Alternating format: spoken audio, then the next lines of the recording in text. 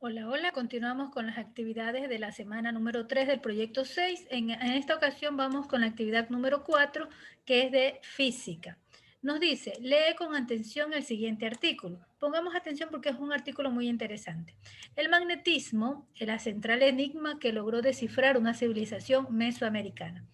Las tormentas, los movimientos de la Tierra, el origen del Sol, todos estos temas siempre conmovieron los pensamientos de las civilizaciones antiguas, ligadas inevitablemente a los fenómenos de la Tierra en la que vivían. El magnetismo, por ejemplo, fue estudiado por Tales de Mileto en los años 624 a.C. y 548 a.C. El filósofo y matemático griego descubrió las propiedades de la magnetita al frotarla con el hierro, aunque su explicación era que el mineral tenía una vida o alma que producía aquello. Ahora, un estudio reciente publicado en la Journal of Archaeological Sciences ha descubierto que la escultura de cabezas gigantes de la gente que vivió en Monte Alto, actual Guatemala, entre el año 500 a.C. y el 100 a.C., estaban magnetizadas, al menos en las mejillas y el ombligo. Esto reabre el debate sobre la primera civilización que descubrió las propiedades magnéticas, ya que por el momento son todos solo teorías hipotéticas. Las cabezones esculturas fueron golpeadas por un rayo. Esto produjo la imantación de estas.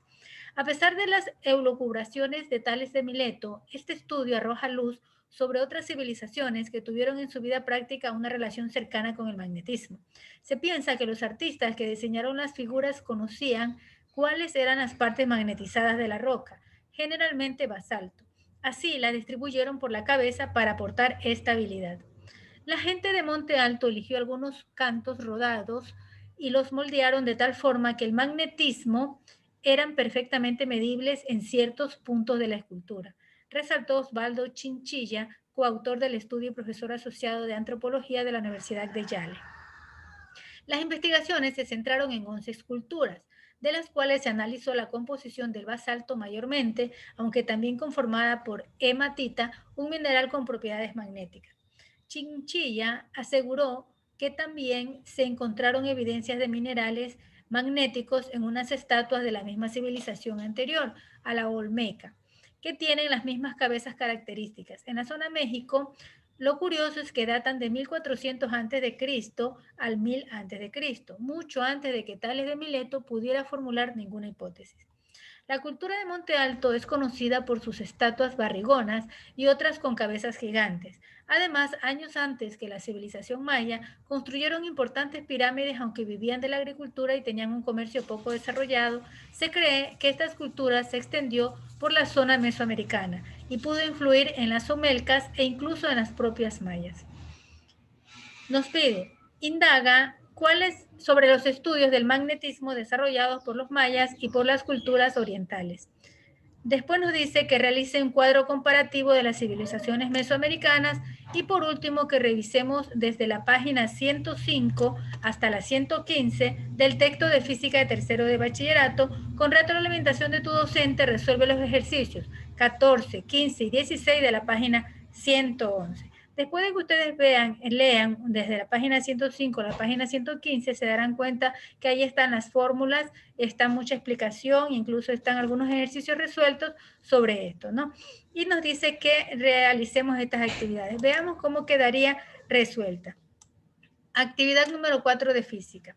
Bueno, después de que hemos leído el magnetismo, el artículo, nos dice que indagamos sobre estudios de magnetismo y desarrollados por los mayas y por las culturas orientales. Aquí tenemos, mire, el misterio de los ombligos magnéticos. Mire, aquí tenemos un ejemplo, los barrigones. La cultura de la gente de Monte Alto que vivió en la costa del Pacífico del actual Guatemala entre 500 y 1000 a.C. sembró la costa desde Chiapas hasta El Salvador con una serie de misteriosas esculturas que los locales conocen como los barrigones. Aunque se desconoce cuál era la función de estas grandes moles de piedra, que a veces representaban una especie de divinidad oronda y otras solo una gran cabeza, un equipo de investigadores de la Universidad de Harvard acababa de descubrir que escondían un interesante secreto. Fueron construidas con rocas magnetizadas, seguramente por la caída de los rayos, y diseñadas para que algunas de sus partes salientes acumularan la mayor parte de material imantado. Entonces, estos más o menos los mayas que con estas estatuas de los ombligos magnéticos. Las culturas orientales nos dicen que se sabe que hacia el siglo III a.C. y con propósitos mágicos se trallaron en China algunos objetos empleando imanes naturales. Entre ellos los más famosos fueron las cucharas magnéticas. Estas se podían modelar de tal manera que se mantuvieran en equilibrio, apoyándose de un solo punto cuando se fijaban en una superficie plana, como indica la figura. Aquí tenemos, ¿no? Lo que dotaba de la propiedad de girar libremente cuando se acercaba otra piedra imán o simplemente un objeto de hierro. Entonces, en una figura plana ponían una cuchara que quedaba pegada y que el mango estaba imantado y que podía ir según la figura imantada, ¿no? Entonces tenemos esa. La segunda nos dice, realiza un cuadro comparativo con la civilización mesoamericana. Esta información ustedes la pueden encontrar en internet. Simplemente buscan, ponen cuadro comparativo de la civilización mesoamericana y encontrarán muchos datos. De esos datos yo escogí algunos aspectos, ¿no? Porque hay demasiados aspectos y yo escogí estos aspectos como cronología, ubicación, economía, manifestaciones culturales. Pero hay muchas más que ustedes pueden utilizar. Entonces, este cuadro comparativo de las culturas mesoamericanas, que vamos a tomar en cuenta la cultura maya, la cultura chimcha y la cultura azteca. En cronología nos dice que en la cultura maya, desde los años 300 después de Cristo aproximadamente, hasta el 1697 en que su cultura se desintegra totalmente.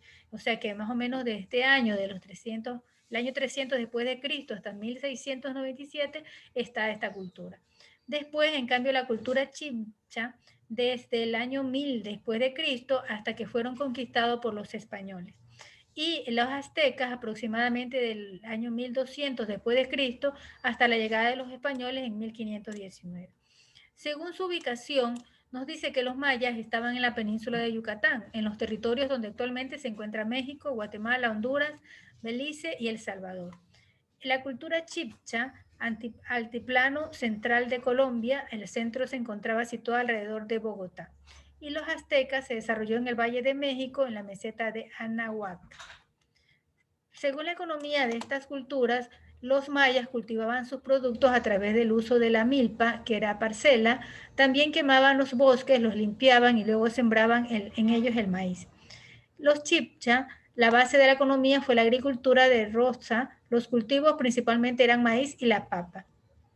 Y los aztecas, su agricultura y el comercio fueron las principales actividades económicas. En relación a las manifestaciones culturales, en la escritura, en los mayas no ha podido ser descifrada. En matemática tuvieron en cuenta la existencia del cero y la utilización del sistema vigesimal. En la arquitectura construyeron grandes centros ceremoniales. En la escultura fue utilizada de la decoración de los edificios horror al vacío. En la cerámica utilizaron el moldeado y el modelado. En cambio, la cultura chibcha, en la metalurgia, los chibchas fueron expertos en la fundición de oro, especialmente metal. En los textiles de algodón muy fino y en cerámica que fue tosca. En la cultura azteca vemos que se desarrollaron una cultura receptiva más que creadora. En la arquitectura, la ciudad de Tenochtitlán, en escultura existieron dos tipos diferenciales naturales y la simbólica. En la cerámica hicieron platos, copas, botellones, jarras, etc. En la plumería fueron expertos en este arte, hicieron capas, escudos y otros adornos. En códices, los aztecas no tuvieron una estructura de tipo alfabético, como que la tenemos nosotros. Utilizaron un sistema jeroglífico equivalente a nuestros libros. El calendario, el año virtual de los aztecas era de 260 días. Además tenían un año solar compuesto de 18 periodos de 20 días, cada uno más 5 días que completaban en un año 365 días. Entonces, ya le digo, ustedes pueden buscar en internet, ponen cuadro comparativo de las culturas mesoamericanas y podrán encontrar una variedad también con otros aspectos que lo pueden utilizar en su portafolio. Ahora nos dice, revisa de la página 105 hasta la 115 del texto de biología de tercero bachillerato. Con retroalimentación de tu docente, resuelve los ejercicios 14, 15 y 16 de la página 111. Vamos con el ejercicio 14.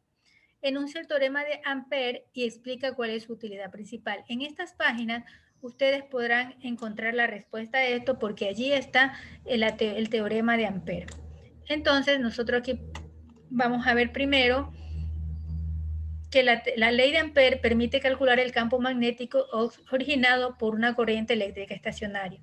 El teorema nos dice que la circulación de un campo magnético a lo largo de una línea cerrada es igual al producto de su permeabilidad del vacío por la intensidad neta que atraviesa el área limitada. Su principal utilidad es que hizo posible el funcionamiento de los actuales aparatos de medidas, como la aplicación de la ley de Ampère en el campo magnético del solenoide, en el campo magnético de una bobina toroidal, en el campo magnético alrededor de un cable recto y en el campo magnético al interior de un conductor. Aquí tenemos, mire, este es el campo magnético de un cable recto, que aquí tenemos positivo y negativo, que por aquí sale la electricidad. Entonces aquí tenemos que así la permeabilidad al vacío de la circunferencia. Entonces su fórmula sería esta. Esto que significa integral de la línea de la curva cerrada. Esta de aquí significa el vector del campo o inducción magnética que se mide en Tesla. Este que está aquí, el I, es la intensidad de corriente eléctrico que se mide en amperios. Esta que está aquí, la U sub O, significa la constante de permeabilidad en el vacío, que equivale a 4pi menos 10 a la menos 7 tiempo por Tesla por metros sobre amperio. Y la DL, que significa la L, que significa diferencial de longitud del elemento conductor, que se mide en metros. Entonces ya tenemos esto, ¿no? Que esta es matemáticamente, esta de aquí es la fórmula. Y aquí tenemos un ejemplo que pueden buscar también en internet y lo que nos pide, la utilidad. A continuación, en el ejercicio número 15 nos dice, un solenoide formado por 350 espiras tiene una longitud de 24 centímetros. Calcula la inducción magnética en su interior si la intensidad de la corriente que circula por él es de 2 amperios. Mira, aquí tenemos un solenoide donde entra la electricidad por aquí y sale por acá. Ya tenemos los datos, nos dice que la longitud es de 24 centímetros. Nos dice que la intensidad de la corriente es de 2 amperios. Y nos dice que las espiras, es decir, las vueltas que dan, es el N, que sería 350 espiras. Y nos pide que encontremos el vector. Nos dice, el interior tiene la longitud, calcula la inducción magnética en su interior, que vendría siendo el vector. Entonces, vamos primero con los datos. Sabemos que el número de espiras es 350, que la longitud es 24 centímetros, pero recuerden que se mide en metros, entonces la tenemos que pasar a metros. 24 centímetros por un metro dividido para 100 centímetros me da 0,24 metros. Entonces, esta que está aquí es la que tengo que utilizar en la fórmula. El vector, que es lo que yo necesito resolver, saber cuál es. Y la intensidad de la corriente, que es 2A, la permeabilidad al vacío, que se representa con 4pi menos 10 a la menos 7, T por M sobre A.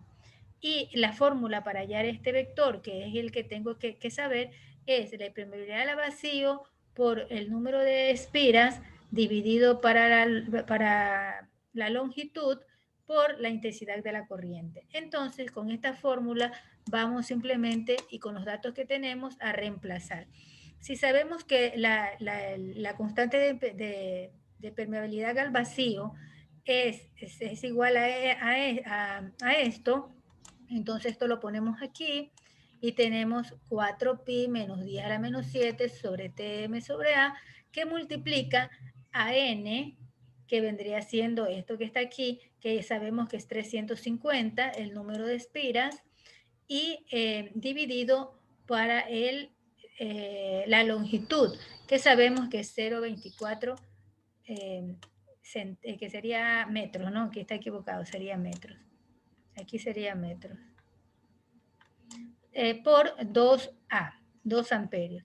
Entonces, si ustedes buscan en su calculadora, colocan en la calculadora 4pi menos 10 a la menos 7 por T dividido sobre A, entonces me va a dar que multiplica a 350, que divide a 0,24, que multiplica a 2, entonces esto de aquí nos va a dar este resultado, que viene siendo en Tesla. Nos daría 3,66 menos 10 a la menos 3 Tesla. Esto es lo que nos daría en la calculadora ya dado, ¿no? Entonces, en el ejercicio número 16 nos dice, define la circulación del campo magnético y escribe su expresión matemática. Busqué en el libro de física y nos dice que la circulación del campo magnético sobre cualquier curva cerrada, C, es igual al producto de la permeabilidad, QO, por la intensidad de la corriente eléctrica que atraviesa la superficie limitada por la curva cerrada, que viene siendo la fórmula que vimos al principio también de Ampère. Entonces tenemos aquí dice la expresión matemática. Entonces, esa viene siendo la actividad de física que nos habla sobre esto, ¿no? Sobre la expresión, la circulación del campo magnético, el magnetismo. Se darán cuenta que hablamos al principio que parecía como historia, ¿no? Pero todo tiene está encadenado cada cosa con su asignatura y con otras materias interdisciplinarias. Entonces, esta es la actividad que espero que le haya servido. Recuerden que ya este formato está en la descripción de este video, donde lo pueden simplemente llenar. Incluso están los datos, está así, y usted tiene que simplemente poner los datos. Ya está n igual, y igual, entonces usted tiene que ir colocando esto. Entonces, espero que le haya servido la actividad de física. Ya sería la actividad número 4 de la semana número 3. Entonces nos veremos en una siguiente ocasión. No se olviden de hacer la autoevaluación y enviársela a su docente. Entonces, de mi parte, muchas gracias y nos vemos en otra ocasión. No se olviden de compartir y de suscribirse en caso de que todavía no lo hayan hecho. Nos vemos entonces con la semana número